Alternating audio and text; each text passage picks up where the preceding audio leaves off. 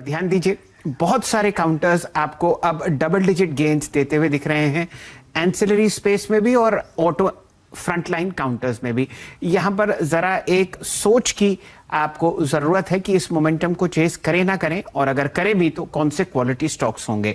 मयूरेश जोशी साहब हमारे साथ जुड़े हुए हैं। मयूरेश जी, फ्रंटलाइन काउंटर्स में मारुति, टाटा मोटर्स और महिंद्रा एंड महिंद्रा, और ऑटो एंसिलरी में तो आप जो नाम लीजिएगा वहां पर तेजी की चहक है। बताइए क्या कारण इस तेजी का सबसे पहले, और कौन से स्टॉक्स पर आप तेजी की मोहर लगाएंगे यहां सर भी। Afternoon Shail sir, afternoon Veeru ji. I think जो ऑटो सेक्टर में तेजी बनी है, आई थिंक काफी मैनेजमेंट रिपोर्ट्स ये दर्शा रहे हैं कि जो सेमीकंडक्टर चिप के शॉर्टेजेस थे कोविड इम्पैक्ट के वजह से, I think that should largely be behind us. I think जो मलेशिया सबसे लार्जेस्ट है chip manufacturer, I think factories have come back to full capacity, और इसलिए आई थिंक नॉर्मलाइजेशन सेमीकंडक्टर्स का ये तिमाही से आना स्टार्ट हो जाएगा। और जो आई थिंक एक डिमांड में स्टॉल लगा था because of non availability, I think that should start picking up steam. दूसरा, आई थिंक जो इनपुट कॉस्ट अच्छे खासे बढ़े थे, एल्यूमिनियम की कीमतें, लेड की कीमतें, टायरों के लिए रबर की कीमतें, एक तिमाही में या दो तिमाही में आई थिंक वो स्टेबलाइज होनी चाहिए।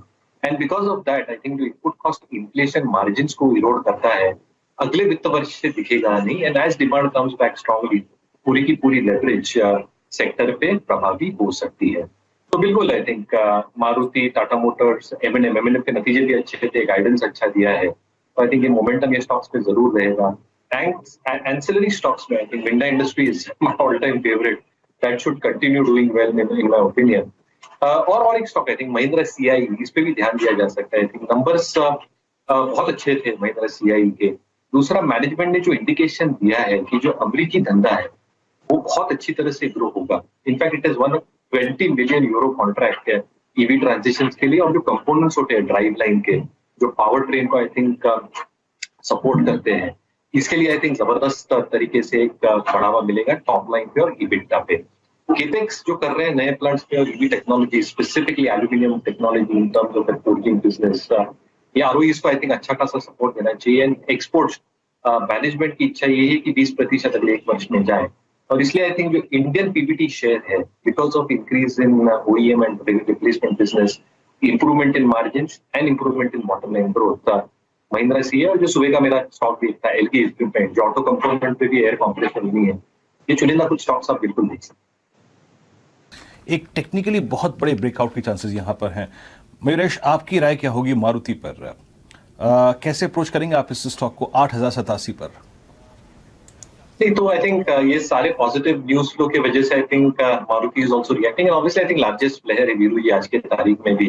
अक्रॉस मॉडल्स आप देखें, जो लीडरशिप पोजीशन अभी भी बरकरार है। हाँ, थोड़े कुछ मॉडल्स में I think slip market share जरूर हुआ रहेगा, बट इनकी जो डीलरशिप्स है, आफ्टर सेल सर्विस है, जो प्राइस पॉइंट्स पे गाड़ियां मिलती है एंट्री लेवल से प्रीमियम लेवल तक, ये लाजवाब है। ये भी आई थिंक ईवी में जा रहे हैं like the others, and therefore I think the expectation of earnings growth अच्छी खासी रिकवर होनी चाहिए from the next financial year itself. जहां तक प्लेसमेंट का सवाल है, मुझे लगता है कि एज पर our methodology Veeru ji, earnings और जो एन फैक्टर है जो काम में आएगा, ये अर्निंग्स को सहारा देगा। बट 8,300 आई थिंक ये थोड़ा सप्लाई जोन हो सकता है, but if it crosses that, मुझे लगता है फिर 5 डिजिट पे काफी पॉसिबल और मुमकिन है ये स्टॉक के लिए।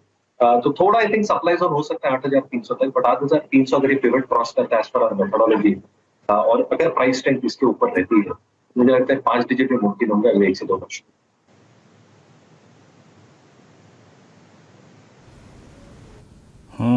5 डिजिट अगर आप देखें तो यहाँ पर 1, 2, 3, 4, मतलब आप समझ लीजिए कि 4 चरणों में इसका स्विंग आया था।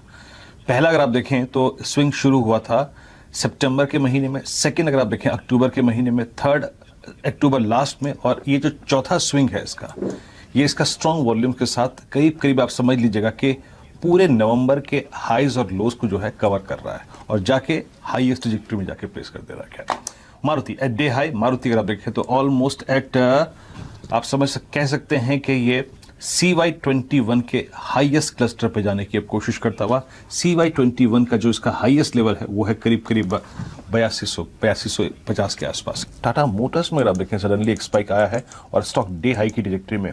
मानस एक टेक चेक दीजिएगा टाटा मोटर्स पे, 512.80 सडनली कल की हाई को टेस्ट करता हुआ स्टॉक का, आपकी राय इस स्टॉक पे?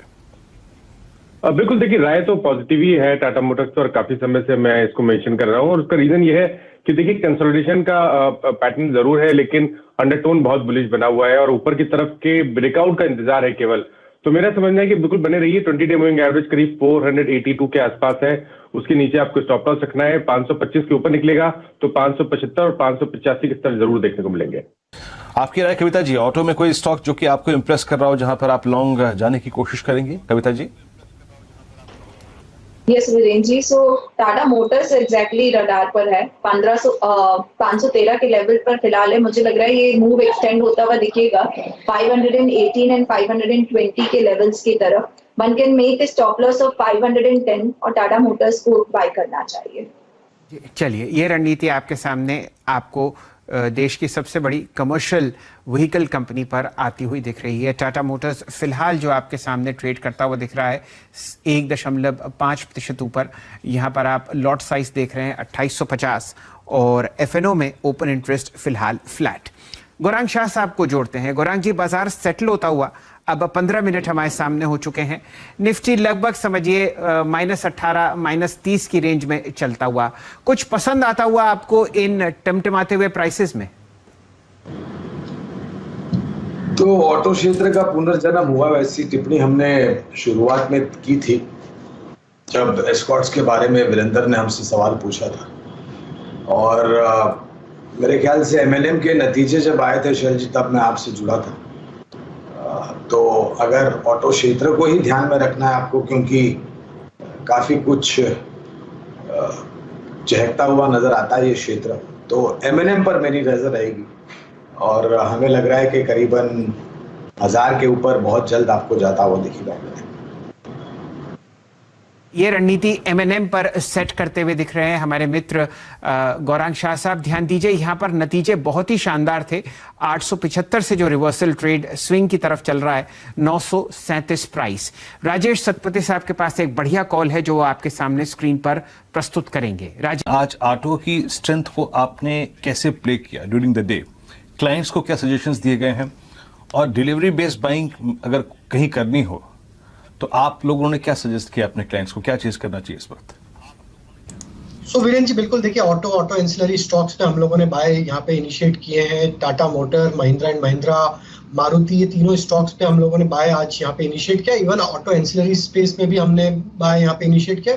इसमें एक बॉश का स्टॉक भी हमें काफी अट्रैक्टिव लग रहा है। इसको हमने पोजिशनल कॉल के तौर पे यहाँ पे इनिशिएट किया हुआ है। हम मान के चल रहे हैं जिस तरीके से बॉश में ब्रेकआउट हुए हैं, इसमें काफी बड़े टारगेट यहाँ पे हमें आते हुए दिख रहे हैं। हम यहाँ पे 20,000 से ऊपर तक के टारगेट पोजिशनल बेसिस पे यहाँ पे हमें लगता है इसमें बहुत जल्द देखने को मिल सकते हैं। तो बॉश भी एक स्टॉक है जो कि हमारे रडार पे है। M&M में हम मान के चल रहे हैं कि यहाँ पे 1000 रुपए तक की अपसाइड यहाँ पे बहुत जल्द देखने को मिल सकती है। तो M&M पे भी बाय करने की सलाह है। करंट लेवल पे भी यहाँ पे बाय इनिशिएट किया जा सकता है। तो M&M में 1000 रुपए तक के अपसाइड के टारगेट के लिए बाय रिकमेंडेशन यहाँ पे हम दे रहे हैं। जी हाँ, प्राइस हाइक्स के साथ अगर आप देखें तो ईवी, ये दो चीज़ें जो हैं वो ऑटो स्टॉक्स को ड्राइव करती हुई। लुक एट फोर्स मोटर्स, देखिए बाजार में अगर आप देखें तो इस वक्त सिर्फ ऑटो स्ट्रेंथ दिखा रहा है, तो थोड़ा सा उसी पे फोकस करते हैं। राजेश पालवी जी, एक बार फिर मैं आपके पास आऊँगा। फोर्स मोटर्स, यस, ये आज अपने करियर के हाईएस्ट लेवल पे है और पिछले आप समझ लीजिएगा कि 3 नवंबर का महीना इसके ट्रेडिंग करियर का सबसे वाइल्ड स्विंग देने वाला महीना रहा है इसके करियर में से एक। अभी ये लेवल निकालने के बाद ये 1710 1720 डिलीवरी का टारगेट क्या होगा? बहुत ही ब्रेकआउट, अगर हम इसको वीकली और मंथली चार्ट पे देखें तो जिस तरीके से ब्रेकआउट हुए हैं, ये दिखाता है कि स्टॉक अब यहाँ से 1900 रुपए तक की भी अपसाइड यहाँ से आगे आने वाले हफ्तों में दिखाता हुआ दिख सकता है। जिस तरीके से इसमें मोमेंटम बना है, हमें लगता है बिल्कुल इसको यहाँ से बाय करके चलना चाहिए। कोई डिप्स मिले तो इसको ऐड करें। 1630 1640 के आसपास स्टॉप लॉस रखें। अपसाइड के टारगेट हमें लगता है 1900 तक के इसमें पोजिशनल बेसिस पे आते हुए दिख सकते हैं।